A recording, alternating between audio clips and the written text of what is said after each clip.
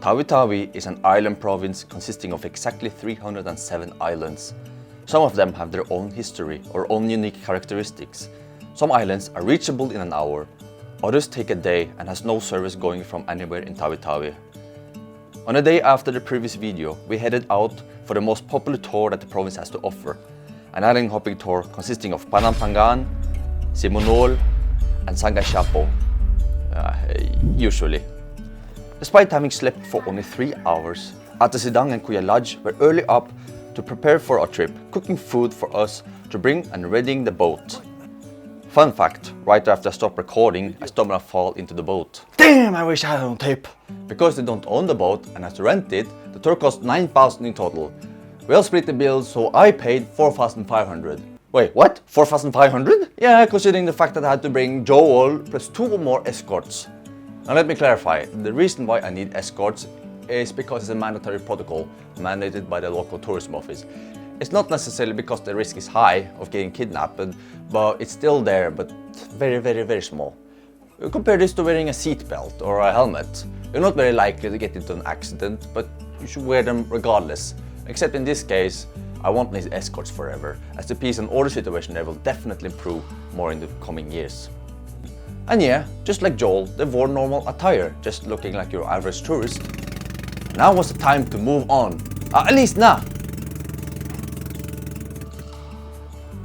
Yeah, the engines haven't been running for a while, I guess. Oh yeah, the boat culture in this province is insane. Most logistics consist of using boats, and there are just thousands of moments that you just want to get on video or have a picture of.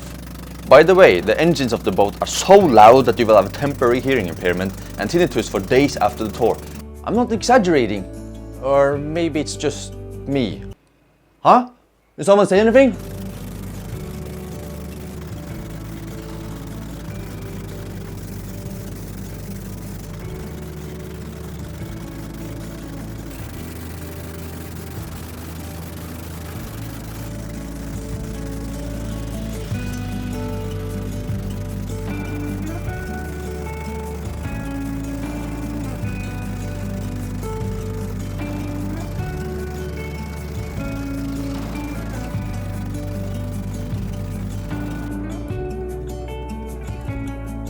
First up is Panampangan, an island that is famously known for one thing.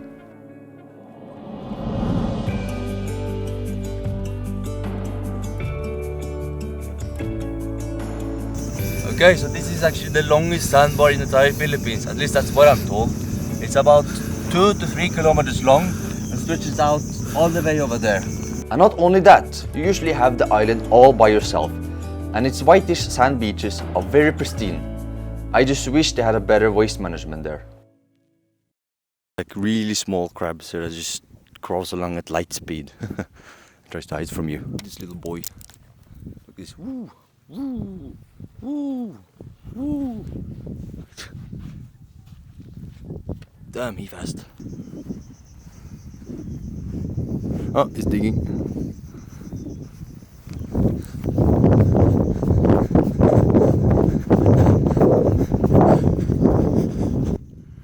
Hello! He's just looking.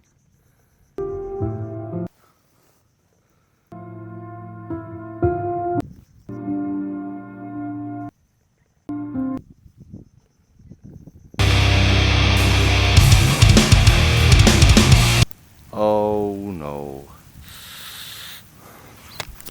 It's time to go back. It's time to run. Luckily this is weatherproof, so it's going to Because of the bad weather and me still feeling so nausea, I will have to visit this island again. But regardless of that, I found Panampangan to be a very nice island.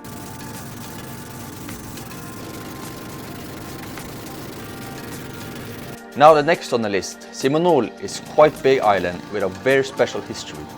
So now we're here in Simunul. This is the first island.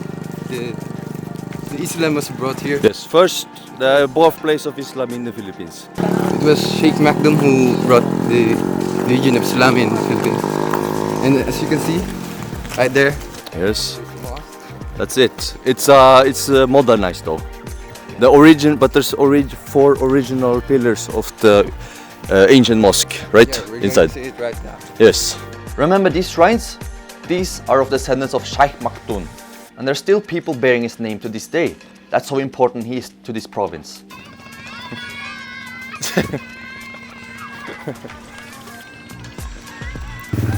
This is actually a soldier.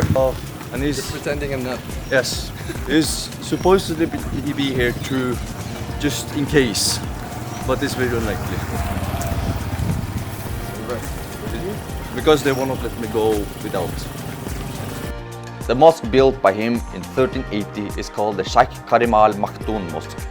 It is the oldest mosque in the Philippines and also one of the oldest in Southeast Asia. To enter the mosque, you should wear proper attire. The overall structure of the mosque today is quite different from the original one, being made of concrete instead of wood and featuring Arabic architecture rather than native, which I personally am a little bit saddened by, but after all, it's the locals' decision. Yet there are still 4 wooden pillars inside dating back to the 17th century, all of them with unique carvings on them. 4 pillars is a common architectural technique from Java in Indonesia, known as sakaguru, and has most likely influenced the vernacular architecture of mosques around the region. And there's the grave of, oh yes, it's very tall. This is the grave of Sheikh, his name is difficult.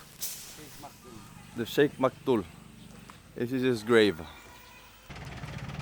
This is how the jeepney looks like. I'm not even sure if this could pass as a jeepney. Well, but there's more to Simunul though. The first stop is a small cave complex that is reachable through a muddy road where low-laying branches will slap you sooner or later. We have, in my country, we have something like this near where I live. Look at this, it looks like an El Nito. Might be just a modern creation, but looks pretty cool. This thing actually got broken during a trip. Next stop is a natural pool that is very refreshing to get into. Oh my god! The snakes. Ika na, ma'am. Oh, there's a snake!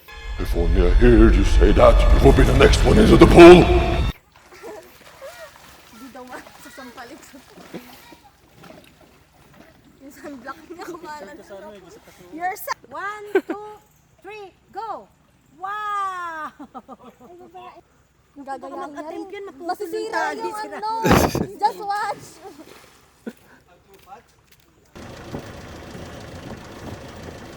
The last stop will be visiting Papa Bulls, one of the largest crocodiles in the world. We need to be quiet.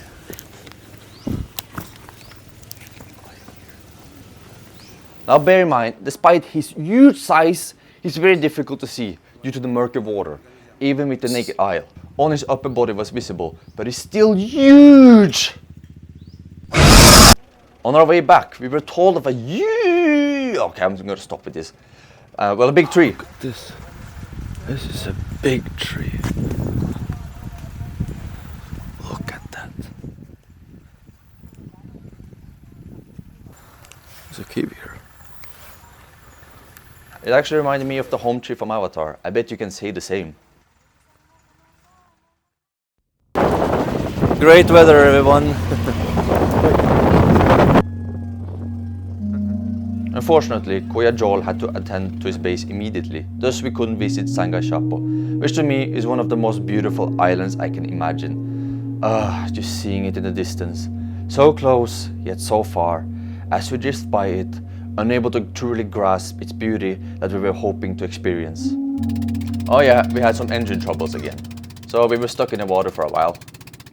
What's the problem? What's wrong? Oh, the propeller? Broken. Oh, the propeller got broken in the middle of the ocean. We are so far away from land. How are we going to survive? So this is how it's like to be stuck in the middle of the ocean without any means of getting back. We're gonna die! You're always saying that we're gonna die, we're gonna die. We're gonna leave, it's just a joke. For the video. Hindi na niya patuloy. May nasabi rin ako. Okay. We're gonna live! Didn't take long before we were moving again though, witnessing a stunning sunset.